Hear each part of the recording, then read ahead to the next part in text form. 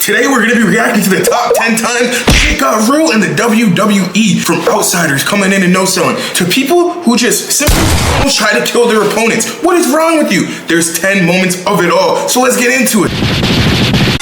10 times that shit got real in WWE. Be sure to subscribe and hit that notification. Shout out to WrestleMania, real OG in the wrestling content creation game. Boys get taught a lesson. And this is one of the many instances where celebrity appearances can go wrong in Johnny Knoxville in them. Johnny Knoxville put on the WrestleMania banger. WWE. Did you guys remember Jackass? This was that lovable MTV show where a bunch of, well, jackasses do extreme stuff for our amusement. Well, the Jackass crew came out to Raw to promote their upcoming movie, Jackass #2, and they were interrupted by the Samoan bulldozer, Umaga. Now, man, Umaga is one of my favorite wrestlers of all time. I don't know if it's the nostalgia bait because I was a little youngin' during that period, but he was just a monster. He was ruthless.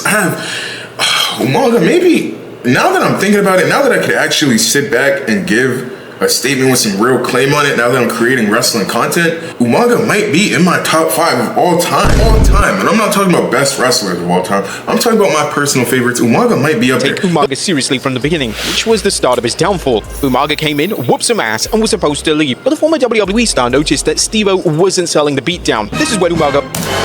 Imagine no selling a beatdown by Prime Umaga, Prime Samoan bulldozer, Prime I'm gonna stick my tongue. Hey, yo, stick my tongue, stick my thumb. I'm gonna stick my thumb.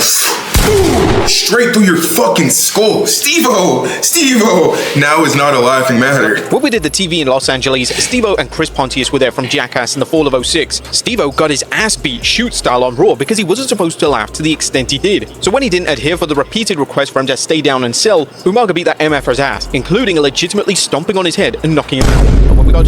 Yo, I know the policies in WWE were a lot more laid back then, but this shit is still a company. We're still corporate. We're still a job. You don't get in trouble for that? Fuck, we're wrestling. We were definitely wrestling. It is scripted to an extent, but going on script like that, especially on an outsider, hey, shout out to Vinnie Mac because boy. Back, we went to thank those guys for working with us, and Steve-O said, "When are we up, guys?" He was so effed up, he'd already forgotten that we had done the deal. That is crazy. You just beat Steve-O's ass so bad, he forgot? For sure, the Jackass crew certainly learned to sell moves in their next appearance in WWE. Number 2, CJ Parker and Kevin Owens. Before Juice Robinson was, well, Juice Robinson, the AEW star was some hippie dude. Whoa, Juice Robinson is CJ Parker? Oh God, on my life, on my soul. I did not know that. What? CJ Parker in the early days of NXT. The character was rather unpopular and turned right into a jobber. Now, CJ Parker was Owens' first official WWE opponent at NXT TakeOver Revolution. I actually just rewatched this like 2 weeks ago. And Parker left a lasting impression on the newcomer. This was supposed to be a dominant showcase for Owens, but Parker hit a palm strike that broke the former Universal Champion's nose. According to Kevin Owens, that was the moment CJ Parker became one of his most favorite people in the world. CJ Parker hit me with a palm strike, and that managed to break my nose. The fact that he hit me so hard, he ended up cutting his own hand on the bone, so he was bleeding from the hand, and I was bleeding from the nose. He covered me and I kicked out. He had concern in his voice, and my exact words were, "You exploded my nose." We finished the match, we came back, and I was happy he broke my nose because it was a perfect way to start things off. He and I really got close after that, and he's to this day one of my favorite people in the world. You exploded my nose. Debut special, and it's cemented as one of the most memorable moments in NXT history. Number 3, Shawn Michaels' wife gets clocked out for real.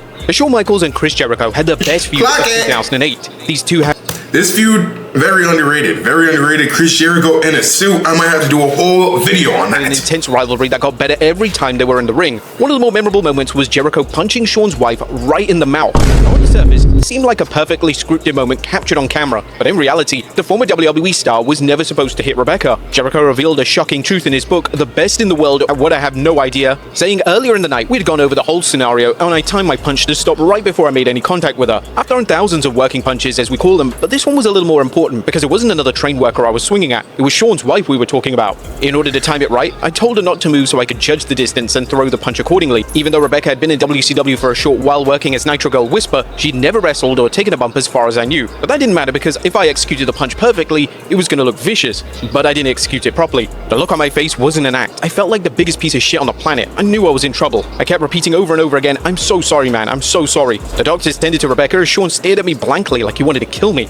But you just punched my wife in the face. I want you dead. Bitch, the next sweet chin music you get hit with, there's gonna be a brick in my boots. Thankfully, Michael's thirst for Jericho's blood ended when Rebecca played off the serious moment by asking Jericho if that's all he had. It's possible that Who getting fucked tonight? She getting fucked tonight. We getting fucked tonight. Who getting fucked tonight? We getting fucked tonight. She getting fucked tonight. Although Jericho punching Rebecca was a complete accident, the moment perfectly helped this slimy heel character and added an unforgettable moment to a nearly perfect feud.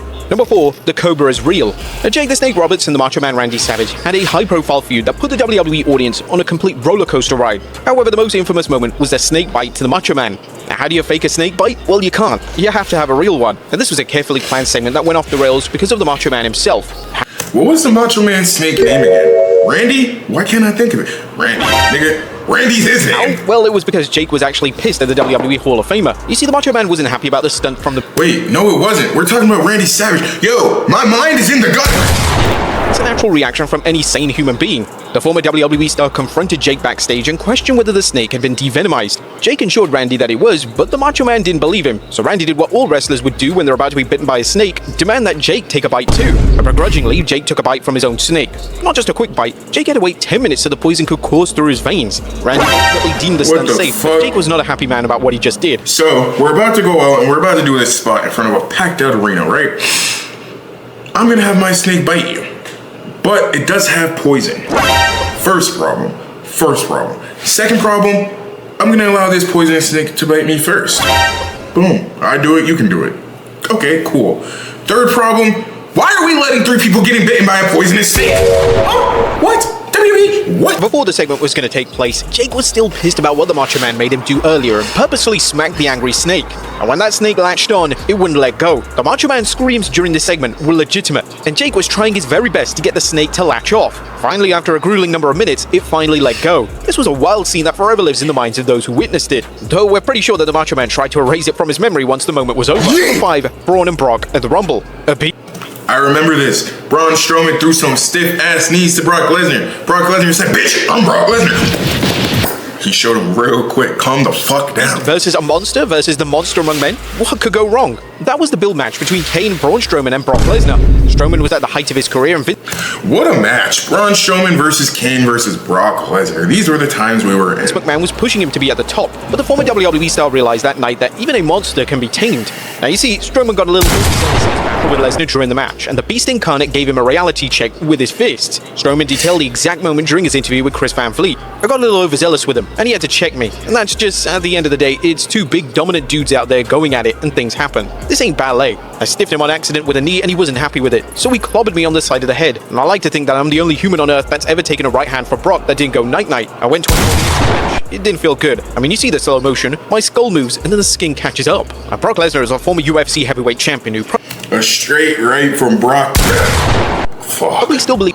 Fuck. Would you rather take a straight right from Brock Lesnar or Muhammad Ali or... My skull moves and then the skin catches up. Now, Brock Lesnar is a former UFC heavyweight champion who probably still believes that eating nails for breakfast is a must for any man. So it's no surprise that the former WWE champion's receipt will have you seeing stars for the rest of the day. And once the 2 got backstage, the beef was squashed. Number 6, Kofi clocks The Miz. Now, the former WWE champion Kofi Kingston was no stranger to the loudmouth of Cleveland, Ohio, but Kingston managed to shut him up for one night. The Miz and Kingston had a normal match on Monday Night Raw back in 2012 until Kofi gave him a surprise that looked brutal. Unfortunately, Kofi missed. Nigga, that's whiplash. Of course it looks brutal. He didn't even turn around. Until Kofi gave him a surprise that looked brutal. Unfortunately, Kofi misjudged the timing and space, but luckily for the Miz, he had a concussion, but he had a nasty laceration that required a couple of stitches. Now, say what you want about the Miz, but the guy is one tough SOB. He got a concussion during his at WrestleMania 27. That is crazy. That's head off the concrete. He lost a tooth after AJ Styles backfisted him into Kingdom Come. But between these 3 incidents, that Trouble in Paradise was the hardest to watch.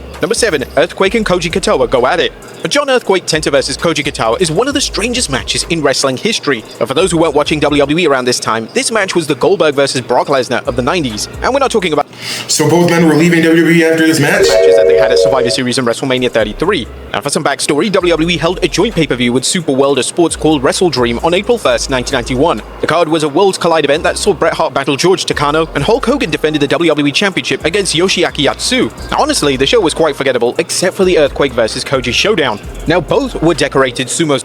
Oh, I know about this. This Koji dude was so mad that he was losing to Earthquake, he either didn't sell or he just let some crazy shit that I know this story. Tough men, but Koji clearly had a chip on his shoulder with John Tenta. Yep. Even before the match had started, John Tenta was worried backstage that this would turn into a legitimate shoot fight, and John Tenta was right. Koji no-sold a test their strength sequence when he got back in the ring, and Earthquake got frustrated with him as the match went along. Both men just couldn't get into sync, and that was all because of Koji. The match consisted of them smacking each other's hand and pacing around the ring. Earthquake even shouted that this was pro wrestling at one point in the match. The bout ended when Koji opted to kick the referee, causing the disqualification. Off script, kicking the ref, nigga, get out of the business! You don't belong here. This is pro wrestling, especially working off script. Like, bro, it's scripted. It's pro wrestling. It's pro wrestling.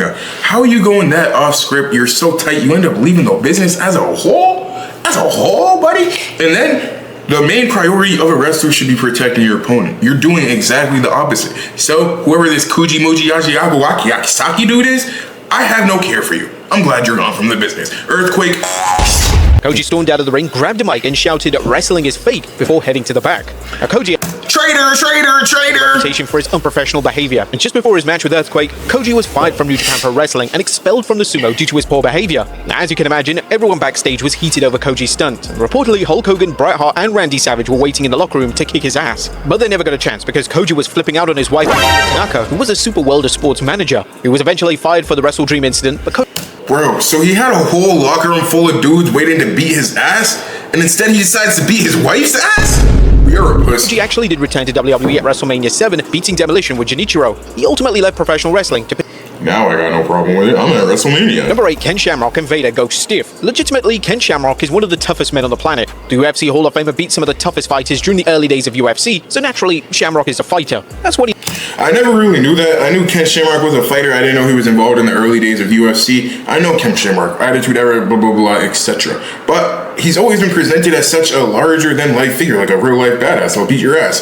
That explains it. I never really knew the Ken Shamrock lore. He growing up, and that's the same style he brought into the WWE. But Shamrock learned in his match against Vader that he isn't the only man on the planet that can hit hard. During his match against Vader at In Your House, A Cold Day in Hell, the former Intercontinental Champion accidentally broke the WWE Hall of Famer's nose. In return, Vader gave Shamrock his receipt with a hard shot of his own. Everyone knows of the infamous shot gave Shamrock. Well, during his interview with Chris Van Vliet, Shamrock explained that it reminded him of that very moment looking back. I'm a fighter, and I just tried to go in and do what I thought was normal. So normally, I'm used to just sparring, right? You spar, but you don't hurt guys, and that's kind of what I did with Vader. I guess I ended up breaking his nose, didn't know it. And the funny thing is that Shamrock thought that Vader's hard shot was pretty freaking awesome. I found out later on that he gave me a receipt when he hit me hard. I went down real hard. That's like the chair shot where people look at it and go, oh, Vader really nailed him. He must have pissed Vader off. I'm thinking to myself, what? What are you talking about? And then I watched him and I was like, that's awesome. But there was never any bad blood over the incident. Vader understood that Shamrock was a rookie, still trying to find his way, and he complimented the former WWE star for his performance.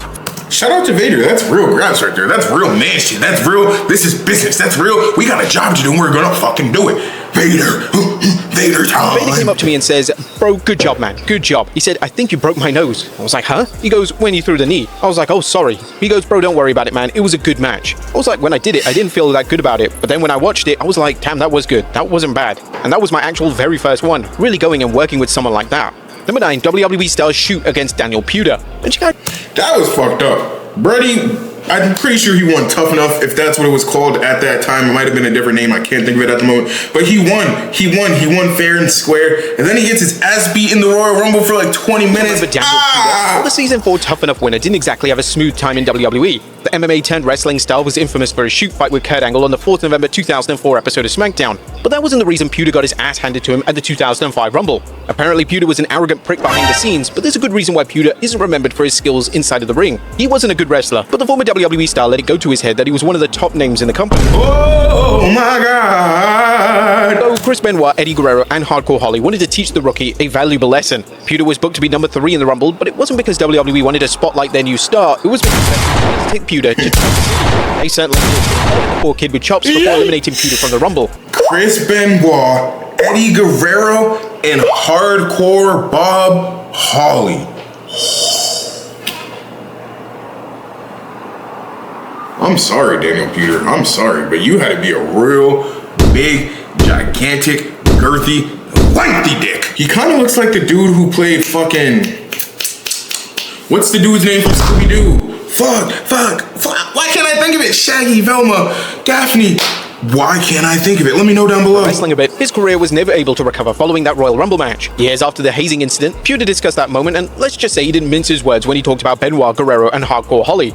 Speaking with Hannibal TV, they treated me like crap and very disrespectful. So I could have taken all 3 of them if I wanted to go smash them all. I'm hardcore Holly. Fuck it. At that point, you know you don't have a future. You're getting treated like this, bitch. Oh my god, I'm a real life fighter. I would have went for myself. I don't even care. Fuck it. I'm beating all your asses. You think you're gonna bully me in this fucking match? No, your nose is broken. Your nose is broken. Your leg is broken. Your arm is broken. You're going to hell. He's tough, yeah, but he's helped coach me back in the day. I asked him for help, support, and then he went and talked smack in his book to get better ratings and sell more books. So he's a profiteer. He doesn't care about people at this point from my perspective, and he's insignificant and rude. I don't think about him. Eddie Guerrero and Chris Benoit, I thought they were nice guys. I liked Eddie, but, after that happened, I thought both of them, it is what it is. Like, again, look at who treats people good in this world, and look at people who treat like crap. See what happens in their lives, and they create their own outcomes. He got him there. Now, it's not surprising that Pewter is bitter about the experience, but WWE was a different time during this era, where hazing of this nature was pretty common to the rookies. In this case, it seemed like Benoit, Eddie, and Holly wanted to teach Pewter a lesson that remains one of the most talked about moments in Royal Rumble history. Getting hazed in the WWE is insane. You almost get killed. Other sports like the NBA, NFL, whatever. You get shit in the bag, someone might throw popcorn in your car, whatever. Bro, they just almost took your chest off. Number 10, Yokozuna's a legit bonsai. Now, if you talk to Bret Hart, then he'll tell you Yokozuna is one of the safest workers he shared the ring with. Bret Hart can say that about Yokozuna, but Goldberg? There are plenty of guys who would vouch for the Hall of Famer. However, one of those guys wouldn't be Daniel Dubiel. Who is this guy? Well, he's the jobber who got crushed by one of Yokozuna's bonsai drops. If you look at the footage, it seems that Yokozuna legit killed this man. There have been rumors for years that Yokozuna had 2 different bonsai drops. One for superstars like Bret Hart, Hulk Hogan, and Jim Duggan, meaning that the move was light as a feather when they took it, taking most of the impact on his legs before sitting down. But the other was for enhancement talent, which legitimately seemed as if Yokozuna was these guys. But for Dubiel taking drop... No, that's crazy. You can definitely tell that there are 2 different versions. Buddy, your ass alone probably weighs 200 pounds.